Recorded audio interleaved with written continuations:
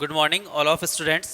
Last video में अपन ने द्विध्रुव द्विध्रुव आघूर्ण और उस द्विध्रुव को एक समान विद्युत क्षेत्र में रखने पर उसके ऊपर लगने वाले बल और बल आघूर्ण की चर्चा की थी और अपन ने कहा था कि अगले वीडियो के अंदर अपन द्विध्रुव की अक्षीय और निरक्षीय स्थिति पर एक्सियल और कोएक्सियल पोजीशन पर इलेक्ट्रिक फील्ड इंटेंसिटी ज्ञात करेंगे। तो पहले अपन एक्सियल पोजीशन पर इलेक्ट्रिक फील्ड इंटेंसिटी ज्ञात करेंगे और उसके बाद में कोएक्सियल पोजीशन पर इलेक्ट्रिक फील्ड इंटेंसिटी ज्ञात करें। एक चीज ध्यान में रखना, ये जो दोनों ही टॉपिक हैं या तो एक्सियल पोजीशन पे या कोएक्सियल पोजीशन पे एग्जाम के लिहाज से बहुत ज्यादा महत्वपूर्ण टॉपिक है और न्यूमेरिकल बेस्ड भी इन्हीं दो टॉपिक से पूछे जाते हैं एग्जाम में, तो ध्यान रखना। अपन बात करते हैं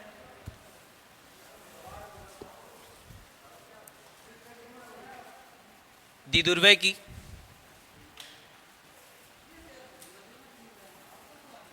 अक्षीय रेखा पर विद्युत क्षेत्र की तीव्रता। मैंने तुम्हें बताया था द्विध्रुव की अक्षीय रेखा दोनों आवेशों को मिलाने वाली जो रेखा होती है वो द्विध्रुव की अक्षीय रेखा कहलाती है। तो अपन क्या करते हैं, एक द्विध्रुव बनाते हैं, ये माइनस क्यू, ये प्लस क्यू। ये माइनस क्यू ए बिंदु पर रखा हुआ है और ये प्लस क्यू बी बिंदु पर रखा हुआ है। द्विध्रुव के बीच की दूरी होती है d बराबर 2a। ये द्विध्रुव का केंद्र O। इस O बिंदु से स्मॉल r दूरी पर, इस O बिंदु से स्मॉल r दूरी पर कोई पॉइंट लेते हैं अपन P। इस पॉइंट P पर अपने को इन दोनों आवेश इस द्विध्रुव के कारण अपने को क्या ज्ञात करनी है, इलेक्ट्रिक फील्ड इंटेंसिटी ज्ञात करनी है। इस माइनस क्यू आवेश की इससे डिस्टेंस हो जाएगी, ये वाली डिस्टेंस हो जाएगी अपने पास a, ये वाली डिस्टेंस भी हो जाएगी अपने पास a, तो ये पूरी डिस्टेंस हो जाएगी अपने पास r plus a। Plus Q आवेश से इसकी जो डिस्टेंस हो जाएगी वो हो जाएगी अपने पास r माइनस a, तो r minus a। Minus Q आवेश के कारण बिंदु P पर विद्युत क्षेत्र की तीव्रता अपन E1 मान लेते हैं और प्लस क्यू आवेश के कारण बिंदु P पर विद्युत क्षेत्र की तीव्रता E2 मान लेते हैं। मैंने बताया था प्लस क्यू आवेश के कारण विद्युत क्षेत्र की तीव्रता की दिशा हमेशा उस बिंदु की तरफ होती है जहां पर विद्युत क्षेत्र की तीव्रता ज्ञात करनी होती है और माइनस क्यू आवेश के कारण विद्युत क्षेत्र की तीव्रता की दिशा हमेशा उस बिंदु से आवेश की तरफ होती है। तो माइनस क्यू आवेश के कारण अपन ने माना है E1, इसलिए E1 की दिशा होगी माइनस क्यू आवेश की तरफ, यानी इधर। प्लस क्यू आवेश के कारण उस बिंदु की ओर होगी जहां पर विद्युत क्षेत्र की तीव्रता ज्ञात करनी है, तो इसकी जो दिशा हो जाएगी E2 की दिशा हो जाएगी BP की ओर। तो माइनस क्यू आवेश के कारण बिंदु P पर विद्युत क्षेत्र की तीव्रता, माइनस क्यू आवेश के कारण विद्युत क्षेत्र की तीव्रता होती है E is equals to K Q upon R square R cap. R cap unit vector होता है जो किसको रिप्रेजेंट करता है, दिशा को रिप्रेजेंट करता है। वैल्यू पुट कर दो तो माइनस क्यू आवेश के कारण अपन ने E1 माना है, तो E1 इज इक्वल्स टू आ जाएगा K minus Q upon R square की जगह आ जाएगा अपने पास आर प्लस ए। तो यह हो गया अपने पास आर प्लस ए का होल स्क्वायर। डायरेक्शन इसकी जो हो जाएगी वो हो जाएगी पीए की ओर, पीए की और मॉड ले लें तो E1 इज इक्वल्स टू आ जाएगा, mod of E1 is equals to आ जाएगा K Q upon R plus A का होल स्क्वायर। डायरेक्शन होगी इसकी पीए की ओर। इसी प्रकार प्लस क्यू आवेश के कारण बिंदु P पर विद्युत क्षेत्र की तीव्रता की बात करें तो प्लस क्यू आवेश की बिंदु P से जो दूरी है वो है r माइनस ए। प्लस क्यू आवेश के कारण बिंदु P पर विद्युत क्षेत्र की तीव्रता, प्लस क्यू आवेश के कारण बिंदु P पर विद्युत क्षेत्र की तीव्रता अपन ने E2 मानी है, तो E2 इज इक्वल्स टू हो जाएगा K plus Q upon R minus A का होल स्क्वायर। डायरेक्शन इसकी हो जाएगी अपने BP यानी बाहर की तरफ, BP की और मॉड ले लें इसका भी, तो mod of E2 is equals to आ जाएगा अपने पास के क्यू, ये तो ऑलरेडी पॉजिटिव है तो पॉजिटिव ही रहेगा, के क्यू आर माइनस ए का होल स्क्वायर और B P Q. Equation number 2। अब हमने विद्युत क्षेत्र के अध्यारोपण के सिद्धांत में पढ़ा था कि किसी भी बिंदु पर दो या दो से अधिक आवेश उपस्थित हैं तो जो कुल विद्युत क्षेत्र की तीव्रता होगी उस बिंदु पर उन सभी आवेशों के कारण विद्युत क्षेत्र की तीव्रताओं के योग के बराबर होगी। तो यहाँ पर दो आवेश हैं अपने पास, माइनस क्यू के कारण E1 है, प्लस क्यू के कारण E2 है विद्युत क्षेत्र की तीव्रता। तो बिंदु P पर विद्युत क्षेत्र की तीव्रता इन दोनों के योग के बराबर होगी, लेकिन ये दोनों एक दूसरे के विपरीत दिशा में, एक इधर है और एक इधर है, यानी E1 की दिशा है वो P से A की ओर है और E2 की दिशा है वो B से P की ओर है। ये एक दूसरे के विपरीत है, विपरीत है तो परिणामी विद्युत क्षेत्र की तीव्रता या तो E1 माइनस E2 लिखा जाएगा या E2 माइनस E1 लिखा जाएगा। कौन सा लिखा जाएगा इस चीज के बारे में अपन सोचे थोड़ा सा, तो अपने को पता है कि विद्युत क्षेत्र की, यानी ज्यादा माइनस कम लिखना है तुम्हें, विद्युत क्षेत्र की तीव्रता दूरी के वर्ग के व्युत्क्रमानुपाती होती है, यानी जिस आवेश से दूरी ज्यादा होगी उसकी विद्युत क्षेत्र की तीव्रता कम होगी, और जिस आवेश से विद्युत क्षेत्र की तीव्रता या जिस आवेश से बिंदु P की दूरी, जिस आवेश से बिंदु P की दूरी कम होगी उसके लिए विद्युत क्षेत्र की तीव्रता ज्यादा होगी। डायग्राम के अंदर प्लस क्यू के कारण, प्लस क्यू जो आवेश है वो बिंदु P से कम दूरी पर है और माइनस क्यू आवेश है वो बिंदु P से अधिक दूरी पर है। तो प्लस क्यू आवेश के कारण बिंदु P पर विद्युत क्षेत्र की तीव्रता ज्यादा होगी और माइनस क्यू आवेश के कारण बिंदु P पर विद्युत क्षेत्र की तीव्रता कम होगी। तो इस हिसाब से अपन लिख सकते हैं कि mod of E2 is greater than है मॉड ऑफ E1। अतः परिणामी विद्युत क्षेत्र की तीव्रता बिंदु P पर, परिणामी विद्युत क्षेत्र की तीव्रता आ जाएगी E is equals to mod of E2 minus mod of E1। Value put कर देंगे इक्वेशन 1 और 2 से। इक्वेशन 2 से E2 की वैल्यू है अपने पास KQ upon R minus A का होल स्क्वायर, और E1 की जो वैल्यू है वो है KQ upon R plus A का होल स्क्वायर। परिणामी विद्युत क्षेत्र की तीव्रता की दिशा क्या होगी, जिसकी विद्युत क्षेत्र का परिमाण ज्यादा है, और विद्युत क्षेत्र का परिमाण किसका ज्यादा है, E2 का, और E2 की दिशा किधर है, BP की ओर।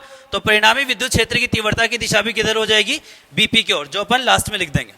तो E इज इक्वल्स टू आ गया mod of E2 minus mod of E1। Value put करें तो E इज इक्वल्स टू आएगा अपने पास, E2 की वैल्यू है KQ upon R minus A का whole square minus KQ upon R plus A का whole square. KQ common आ रहा है तो KQ कॉमन ले लो, अंदर आ जाएगा अपने पास 1 अपॉन R माइनस A का whole square minus 1 upon R plus A का होल स्क्वायर। एलसीएम आ जाएगा अपने पास E is equals to KQ बाहर है, एलसीएम आ जाएगा अपने पास R माइनस A का whole square R plus A का होल स्क्वायर। तो R प्लस A का whole square minus R minus A का whole square. A plus B का होल स्क्वायर खोल देंगे, A माइनस बी का होल स्क्वायर खोल देंगे, यहाँ पर अपना A minus B A plus B और उसका भी होल स्क्वायर। तो क्या आ जाएगा अपने पास, E इज इक्वल्स टू आ जाएगा KQ होल स्क्वायर खोलें R square plus A square plus 2AR minus R square minus A square plus 2AR upon R square minus A square का होल स्क्वायर। नीचे A minus B A plus B A square minus B square और whole square लगा हुआ है तो पूरे का whole square. आगे चलें तो R स्क्वायर से R स्क्वायर कैंसिल आउट हो जाएगा, A स्क्वायर से A स्क्वायर कैंसिल आउट हो जाएगा, 2AR और 2AR ये 4AR बन जाएगा।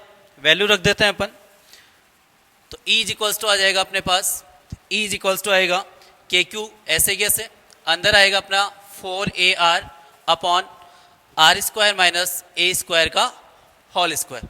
इस 4 को टुकड़ों में 2 इंटू 2 लिख लो, तो E इज इक्वल्स टू आ जाएगा अपने पास, एक 2 तो मैं बाहर निकाल लेता हूँ, KQ into 2AR upon R square minus A square का होल स्क्वायर। और अपन जानते हैं, वी नो दैट जो डाइपोल मोमेंट होता है द्विध्रुव आघूर्ण P इज इक्वल्स टू वो होता है Q इंटू 2A। तो Q इंटू 2A की जगह अपन वैल्यू रख सकते हैं P। तो E इज इक्वल्स टू आ जाएगा अपने पास 2KP R upon R square minus A square का होल स्क्वायर। देखो अपन ने पॉइंट मध्य बिंदु O से जो R दूरी ली है वो R दूरी इस A दूरी की तुलना में बहुत अधिक है, क्योंकि द्विध्रुव के दोनों आवेशों के बीच की दूरी अल्प होती है, द्विध्रुव के दोनों आवेशों के बीच की दूरी अल्प होती है। तो R दूरी है उसकी तुलना में तो A दूरी बहुत कम हो गई। तो अपन कंडीशन लगा सकते हैं कि यदि R is very very greater than A है तो R की तुलना में A को नगण्य मानने पर, R की तुलना में A को नगण्य मानेंगे तो A की वैल्यू यहां पर 0 हो जाएगी। तो E इज इक्वल्स टू आ जाएगा अपने पास 2KP into R upon R square का होल स्क्वायर। आर स्क्वायर का होल स्क्वायर हो जाएगा R की power 4। E is equals to आ जाएगा अपने पास 2KP R अपॉन आर की पावर 4। एक R से एक R कैंसिल हो जाएगा तो E एक्सियल पोजीशन पर आ जाएगा अपना। E axial is equals to लिख सकते हैं अपन 2KP अपॉन आर क्यू। इसकी डायरेक्शन की बात करें, साथ में यदि यहाँ पर डायरेक्शन शो करना चाहो तो मैं पहले ही बता चुका हूं कि जिसका परिमाण ज्यादा है उधर ही जो परिणामी विद्युत क्षेत्र की तीव्रता होगी उसकी डायरेक्शन होगी। और परिणामी विद्युत क्षेत्र की तीव्रता किसकी ज्यादा है? E2 की ज्यादा है, क्योंकि E2 है वो प्लस क्यू आवेश के कारण है और प्लस क्यू आवेश है वो बिंदु P से कम दूरी पर है। तो इसकी दिशा E2 की दिशा BP की ओर है, तो परिणामी विद्युत क्षेत्र की दिशा भी किधर हो जाएगी? BP की ओर होगी। निष्कर्ष जो निकल रहे हैं, महत्वपूर्ण निष्कर्ष यहां लिख रहा हूं मैं निष्कर्ष, ध्यान में रखना कि अक्षीय स्थिति पर जो विद्युत क्षेत्र की तीव्रता होगी वो दूरी के घन के व्युत्क्रमानुपाती होती है, यानी E proportional to 1 upon R cube. किसके कारण? द्विध्रुव की अक्षीय स्थिति पर जो विद्युत क्षेत्र की तीव्रता है वो दूरी के घन के व्युत्क्रमानुपाती है। दूसरा जो निष्कर्ष निकलता है, अपने को पता है कि विद्युत क्षेत्र की तीव्रता बिंदुवत आवेश के कारण दूरी के वर्ग के व्युत्क्रमानुपाती होती है, जबकि द्विध्रुव की अक्षीय स्थिति पर ये क्या आती है अपने पास? दूरी के घन के व्युत्क्रमानुपाती। तो दोनों में से अगर अपन ये कंपैरिजन करें कि दूरी बढ़ने के साथ साथ किसके कारण विद्युत क्षेत्र की तीव्रता ज्यादा घटती है या ज्यादा बढ़ती है, तो यहां पर जो दूसरा निष्कर्ष अपने को शो करेगा वो यही शो करेगा कि द्विध्रुव की अक्षीय स्थिति पर विद्युत क्षेत्र की तीव्रता दूरी बढ़ने के साथ साथ बिंदुवत आवेश की तुलना में ज्यादा तेजी से कम होती है। वापस बोल रहा हूं, दूरी बढ़ने के साथ साथ द्विध्रुव की अक्षीय स्थिति पर विद्युत क्षेत्र की तीव्रता बिंदुवत आवेश की तुलना में दूरी बढ़ने के साथ साथ तेजी से कम होती है। ये था अपना जो टॉपिक था, वो टॉपिक था द्विध्रुव की अक्षीय रेखा पर विद्युत क्षेत्र की तीव्रता। 2 मिनट में अपन इसको वापस रिवाइज करते हैं, उसके बाद में अपन चर्चा करेंगे द्विध्रुव की निरक्षीय रेखा पर विद्युत क्षेत्र की तीव्रता। 2 मिनट में इसको वापस देखो फटाफट। अपन ने एक द्विध्रुव लिया -Q और +Q। -Q ए बिंदु पर रखा हुआ है, +Q बी बिंदु पर रखा हुआ है। द्विध्रुव के दोनों आवेशों के बीच की दूरी अल्प यानी d बराबर 2a होती है। द्विध्रुव का जो मध्य बिंदु होता है, दोनों आवेशों का मध्य बिंदु द्विध्रुव का केंद्र कहलाता है। इस द्विध्रुव के केंद्र O से r दूरी पर बिंदु P पर अपने को विद्युत क्षेत्र की तीव्रता ज्ञात करनी है। -Q आवेश के कारण बिंदु P पर विद्युत क्षेत्र की तीव्रता अपन ने मान ली E1, +Q आवेश के कारण विद्युत क्षेत्र की तीव्रता मान ली है अपन ने E2। -Q आवेश के कारण विद्युत क्षेत्र की तीव्रता की दिशा P से A की ओर हो जाएगी, +Q आवेश के कारण विद्युत क्षेत्र की तीव्रता की दिशा किधर हो जाएगी? B से P की ओर हो जाएगी। -Q आवेश से बिंदु P की दूरी हो जाएगी अपने पास R + A, और +Q आवेश से बिंदु P की दूरी हो जाएगी अपने पास R - A। डेरिवेशन को सॉल्व करें तो -Q आवेश के कारण बिंदु P पर विद्युत क्षेत्र की तीव्रता, चूंकि विद्युत क्षेत्र की तीव्रता तुम्हें पता है कि E बराबर होती है KQ/R²। -Q के कारण अपन ने E1 माना है, तो इसको अपन लिखेंगे E1 = K, Q की जगह -Q, R की जगह ये वाली दूरी आएगी R + A, तो R + A का होल स्क्वायर। डायरेक्शन में पहले ही बता चुका हूं कि इसकी डायरेक्शन होगी PA की ओर। मॉड ले लें तो माइनस का चिन्ह है वो प्लस में आ जाएगा, तो mod of E = KQ/R + A का होल स्क्वायर। इसको अपन दे देते हैं इक्वेशन नंबर 1। प्लस क्यू आवेश के कारण बिंदु P पर विद्युत क्षेत्र की तीव्रता उसी हिसाब से अपने पास आ जाएगी E2 is equal to K plus Q R minus A का होल स्क्वायर, जिसकी डायरेक्शन होगी BP की ओर। मॉड लें इसका भी तो ये तो प्लस का है, प्लस का ही रहेगा। Mod of E2 is equal to आ जाएगा KQ upon R minus A का होल स्क्वायर और इसकी डायरेक्शन होगी BP की ओर। इसको इक्वेशन नंबर 2 दे देते। अब अध्यारोपण के सिद्धांत से बिंदु P पर जो विद्युत क्षेत्र की तीव्रता होगी वो अपने को पता है कि दोनों आवेशों का कारण विद्युत क्षेत्र की तीव्रताओं के योग के बराबर होगी। इसका मतलब E बराबर E1 प्लस E2 होगा। लेकिन यहां पर प्रॉब्लम क्या है? प्रॉब्लम क्या है? सीधा सीधा दिख रहा है अपने को डायग्राम में कि जो दोनों आवेशों के कारण विद्युत क्षेत्र की तीव्रताएं हैं E1 और E2, उनकी डायरेक्शन एक दूसरे के अपोजिट है। और डायरेक्शन एक दूसरे के अपोजिट है तो या तो E जो परिणामी विद्युत क्षेत्र की तीव्रता है वो E1 माइनस E2 होगी या E2 माइनस E1 होगी। अब कौन सी ज्यादा है, E2 ज्यादा है या E1 ज्यादा है? इसको देखने के लिए अपने को पता है कि विद्युत क्षेत्र की तीव्रता दूरी के वर्ग के व्युत्क्रमानुपाती होती है, यानी जिस आवेश से दूरी ज्यादा होगी उसकी विद्युत क्षेत्र की तीव्रता कम होगी। अब माइनस क्यू आवेश से बिंदु P की दूरी ज्यादा है, प्लस क्यू आवेश से बिंदु P की दूरी कम है। प्लस क्यू आवेश के कारण विद्युत क्षेत्र की तीव्रता E2 है, माइनस क्यू आवेश के कारण विद्युत क्षेत्र की तीव्रता E1 है।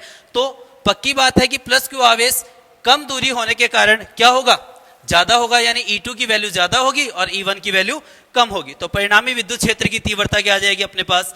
E बराबर आ जाएगा mod of E2 minus mod of E1। Value put करते हैं इक्वेशन 1 और 2 से। इक्वेशन 1 और 2 से वैल्यू पुट करेंगे तो इक्वेशन 1 से E1 की वैल्यू है KQ upon R minus A का होल स्क्वायर। इक्वेशन 2 से E2 की वैल्यू, E1 की वैल्यू है वो है KQ upon R plus A का होल स्क्वायर। KQ कॉमन आ जाएगा तो अपने पास आएगा 1 अपॉन आर माइनस ए का whole square minus 1 upon R plus A का whole square. R minus A का whole square, R plus A का होल स्क्वायर कॉमन आ जाएगा। कॉमन आते ही अपने पास a प्लस बी का होल स्क्वायर बनेगा, a माइनस बी का होल स्क्वायर बनेगा और नीचे a minus B a plus B बनेगा। a प्लस बी का होल स्क्वायर यानी a square plus B square plus 2ab, तो R square plus A square plus 2ar। यहाँ पर r माइनस ए का होल स्क्वायर खोलेंगे, चूंकि माइनस चिन्ह बाहर है तो ये वाली चीजें माइनस वाली प्लस में आएंगी और प्लस वाली माइनस में आएंगे। तो आर स्क्वायर माइनस का आर स्क्वायर माइनस का ए स्क्वायर प्लस का 2ar। नीचे है अपने पास a minus B A plus B यानी a square minus B square हो जाएगा, लेकिन उसका भी स्क्वायर लगा हुआ है तो R square minus A square का whole square.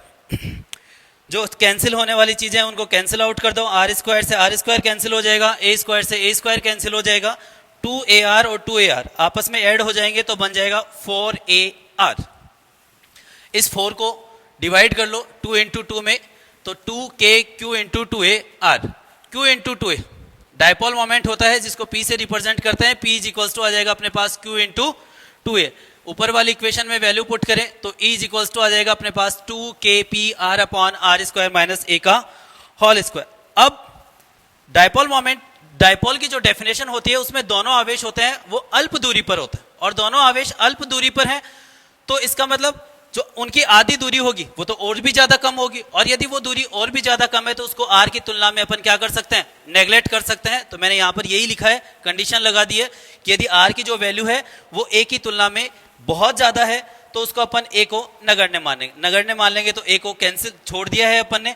Is equals to आ जाएगा अपने पास 2kpr आर स्क्वायर का होल स्क्वायर। आर स्क्वायर का होल स्क्वायर r की पावर 4 बनेगा, एक r से एक r कैंसिल हो जाएगा।